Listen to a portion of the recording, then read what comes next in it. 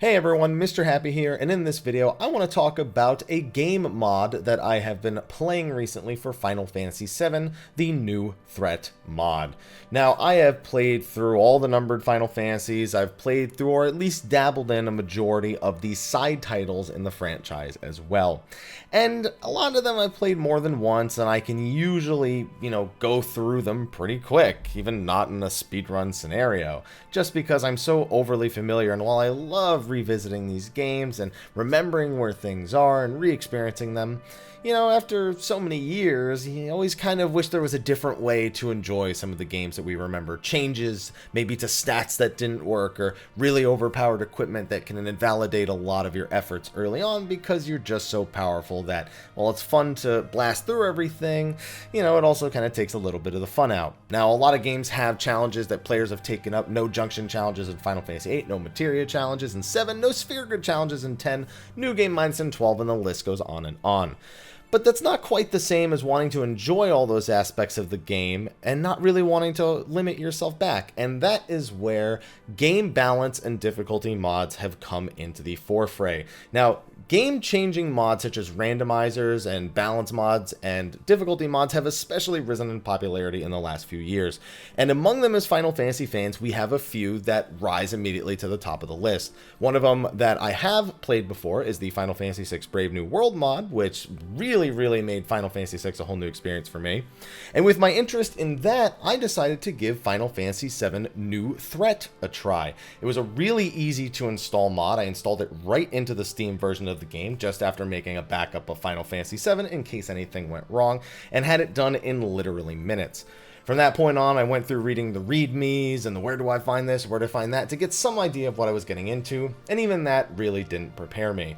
In this video, I want to talk about the New Threat mod in particular, and my overall thought on gameplay mods, and how I think it's a great way to go through enjoying games that we maybe have enjoyed for decades at this point, but could always use a fresh face. So let's get started. Now, first and foremost, Final Fantasy VII New Threat, which I've included a link to in the description in case you want to read along while I'm talking about it, is for all intensive purposes a balance mod meant to create a more interesting and expanded experience on the original. They specifically say it is a middle core or mid-core difficulty and is not meant to be a difficulty mod.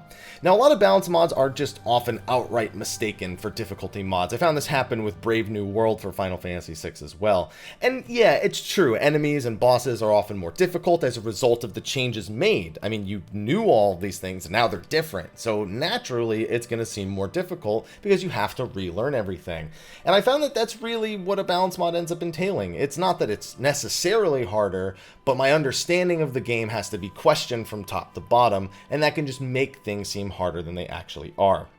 These type of mods, this one included, also often include additional content, mod exclusive bosses and quests that will actually push your understanding of the base game and the mod itself to a new level. But after some practice, I've started to work through the bosses. I'm not really finding them that much more difficult than the base game. They're just new challenges for me to understand and learn. And for that reason, I have found this to just be a balance mod and not to be an overall just max difficulty boost that is going to be grueling. In their own words, I do think that this is approachable for any skill level. It'll just determine how quickly you pick up on the new things. That all being said, this mod in particular does have a hard mode called Arranged Mode, and I have heard stories from people in my chat who have already played through Arranged Mode, and I played through about an hour of it off stream before deciding to at least tackle New Threat on the normal difficulty, and it's really going to change the way you approach the game. Let me give the most baseline example. The Guard Scorpion, the first boss in the game, which hilariously was renamed to the XATM Scorpion due to a running joke within the mod. On the normal difficulty, his tail laser ejects the offending character from the fight if you attack when the tail is up. This is no doubt just to be a real slap in the face to anyone who's already played Final Fantasy VII, who's playing this mod, who should know better by now. It's like, come on, man, like, seriously, you had to know what the tail laser was going to do? It will eject you from the fight in the New Threat mod. But on arranged mode, the original version of Tail Laser, which is just a bunch of party damage, happens repeatedly. It's just one of the boss's normal attacks when the tail is up, and attacking will still eject the player while it's up. So regardless of the player actions taken, that is the most minimal example, but it exemplifies how arranged mode is a true difficulty mod. So if you're watching this, you're thinking, oh, you know, balance mods are cool, but I really want a hard mode. Try arranged mode, because I've heard stories about some of the other bosses. I have not watched them yet because I want to tackle them as blindly as possible, where it's rough. So if you're a masochist, go for arranged mode right away. Now, the real reason I get into these mods, though, is combat rebalancing, especially with Final Fantasy 6 and 7, the two games I've now played combat rebalance mods with. A lot of the times, you have all the characters, and all the characters can kind of do everything, and it's just maybe the limit breaks that determine how the characters are even different from each other in any way. It's like one skill or a limit break or something, and that's it. Every character is otherwise very similar to one another. But in this, everything from limit breaks to damage calculations, leveling curves, stat availability, character advancement, all of that has undergone a facelift in the new threat mod. For me, right off the bat, the most impressive were the changes to materia and equipment. Now, in the original as a kid, even into my, teens and 20s, I never really cared about the stat adjustments materia cost. Equipping all the fire and ice materia early on, it's like, this will reduce your strength. I didn't care, I just threw every materia on everything, and it never once inhibited my game. I still blazed through that game in like 20 to 25 hours, including all the optional content. In this, not really working. Every little stat change I get from equipping materia, which all the stat changes different materia has actually, all the stat changes that materia provides have also seen a facelift. I often am really thinking about that. How much dexterity do I have? How much luck do I have? Do I want my tank to have all these spells that increase vitality and magic defense? And it really, really makes a difference. The amount of feedback that I receive as a player for my decisions is very, very noticeable. And for me, that's the most important thing. I didn't notice that my attacks were going down in strength as a kid without even reading, because I was still killing everything super easily. Here, I get that information and it makes sense to me. And that kind of leads into your choice of weapons, armor, and accessories. In the original Final Fantasy VII, and in a lot of RPGs, when you get to a new town, you check the shops. How much are the new weapons? How much are the new armor? Is there a new accessory with a new status effect null or something along those lines? Maybe that's where my unique decisions happen. In New Balance, all the items were reworked to make the selection more important on a boss-to-boss or even area-to-area basis. It's often not feasible or even possible to just go to the next town and upgrade my character's equipment, because items aren't designed to replace one another in the new threat mod. They are designed to appeal to certain circumstances you may encounter in different types of battles. So coming back from a game over, you might need to change up every single thing you had, and if you're changing your equipment, you're changing your materia, so you very carefully end up having to consider how all three of the characters you have with you are equipped and how you can adjust that for the battle ahead. For me, this was not only noticeable in things like cutting down elemental damage or increasing stats, but I guess, actually, it was especially noticeable in how important the stats were in this balance mod. Again, I just used to throw materia on everything as a kid, and it's not like the stats weren't important either. I know that as soon as I could morph those Triceratops-looking tank things early in Disc 1, I would start morphing those for strength sources, and I could have 100, 200 strength early in the game, which, by the way, does not work in this version. But every stat decision in this is just so much more impactful that I just find it so much more satisfying to go through all of these different progression systems. And then this ties into an addition made with the new threat mod, Mr. Smile. I know, kind of weird, Mr. Happy, Mr. Smile. In short, it allows you to specialize characters, granting them massive stat boosts in the stats you want to increase. You get 8 ranks of boosts from Mr. Smile, and you get these periodically after earning enough SP, which I'm assuming in this case stands for Smile Points, from your various battles, much like experience and AP. Each character has different specializations they can dive into, allowing you to kit out like a proper tank proper healers, magic DPS, physical DPS, whatever you want to do with a character, what you think they're going to be most receptive to.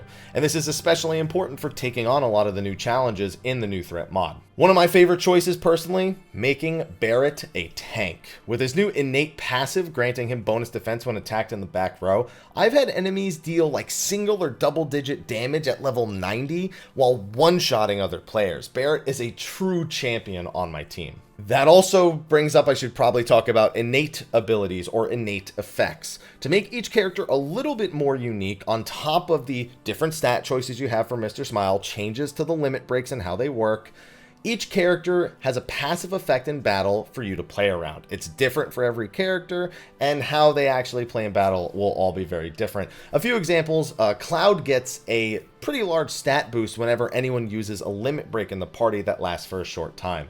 Tifa is able to cheat death a single time per fight, surviving with 1 HP. And Aerith can actually absorb most magic when defending, which can actually turn her into somewhat of a tank if you have a lot of fights against magic. Oh, and Aerith, well, Phoenix Downs are great. That's all I'll really say. Now, there's a lot more things I could say balance-wise, but my experience has been so satisfying. I kind of want you to get acquainted with it yourself. Speaking of experience, almost forgot this, there is a slight EXP share for party members not in your active party. I have some characters that are in their like 80s, getting into their 90s now, and because of this passive EXP share, my non-active characters are still in their 60s and approaching their 70s. So you never have to worry about completely abandoning someone, finding out you really need to level them for something, and then being level 9. That won't happen. You'll have a little bit of EXP share to keep all your characters somewhat up to date. Now, the balancing is the most exciting thing for me, but I'm also not one to turn down new content. Earlier, I mentioned that New Threat has a bunch of new things for you to tackle. Guest party members, new phases and boss fights you've already fought, and additional attacks and AI all give a fresh feel to a game I've played so many times.